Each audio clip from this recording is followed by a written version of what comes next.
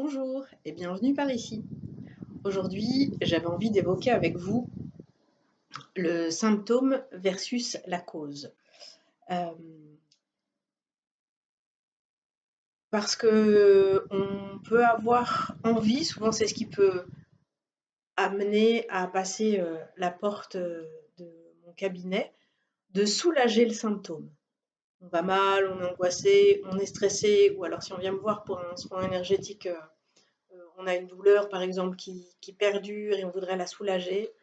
Et, euh, et bien sûr, j'entends ça, j'entends ce besoin d'être soulagé, d'être libéré. Euh, mais c'est pas forcément en agissant sur le symptôme qu'on va réussir à soigner en profondeur le mal-être ou la douleur. C'est important, à mon sens, d'aller chercher l'origine de cette douleur, de cette émotion. Je l'ai déjà posé dans différents épisodes. euh, une émotion comme une douleur physique, pour moi, c'est un message de notre corps, de notre âme, de notre inconscient qui vient nous dire ah là il y a un truc qui va pas. Euh, et, euh, et donc je trouve que c'est important de l'entendre pour pouvoir agir en profondeur, pour pouvoir agir sur la cause.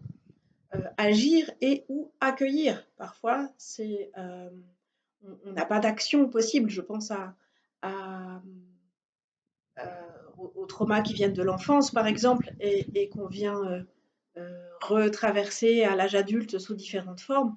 On n'a pas forcément à agir dessus, sur ces traumas d'enfant. On ne peut pas. Ils sont passés, ils ont eu lieu. Par contre, on peut les accueillir et surtout accueillir la charge émotionnelle qui va avec, lui donner toute sa place. Et, euh, et donc, du coup, on libère l'émotion et on fait taire le message puisqu'il n'a plus de raison d'être. Euh, alors que si on cherche, par exemple, à,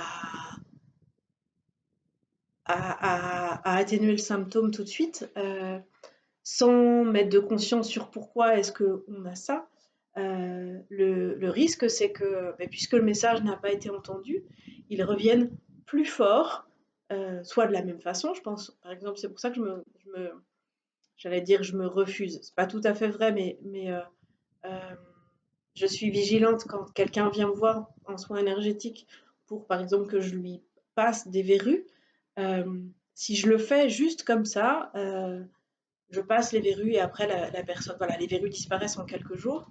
Le risque, c'est qu'il y ait des verrues qui reviennent parce que ces verrues, elles viennent dire quelque chose à la personne. Ou alors, s'il n'a plus de verrues, que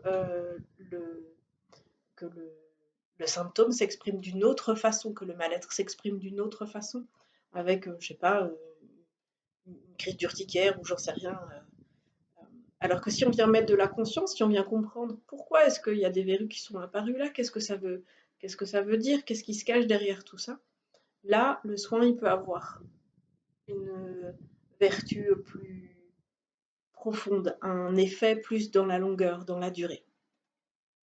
Et j'avais envie de faire le parallèle parce qu'en fait, le sujet m'est venu par rapport à la canicule qu'on a, enfin la canicule, je trouve que le mot est pas assez fort, mais à cet épisode de chaleur extrême qu'on vient de traverser la semaine dernière, où ben, forcément, on a cherché d'abord à atténuer le symptôme, et c'est bien normal, à rafraîchir nos maisons en mettant du blanc de meudon sur nos fenêtres ou en collant des couvertures de survie ou en allant chercher la fraîcheur ailleurs.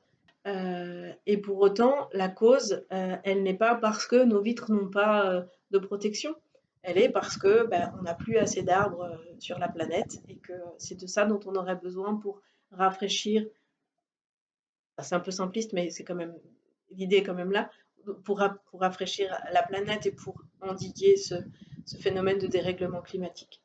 Donc voilà pour ce petit parallèle entre euh, plutôt ce rapport entre la cause et le symptôme que j'avais envie de vous partager aujourd'hui. Comme d'habitude, si vous avez des remarques, des commentaires, je fais un format hyper court, donc je ne développe pas énormément.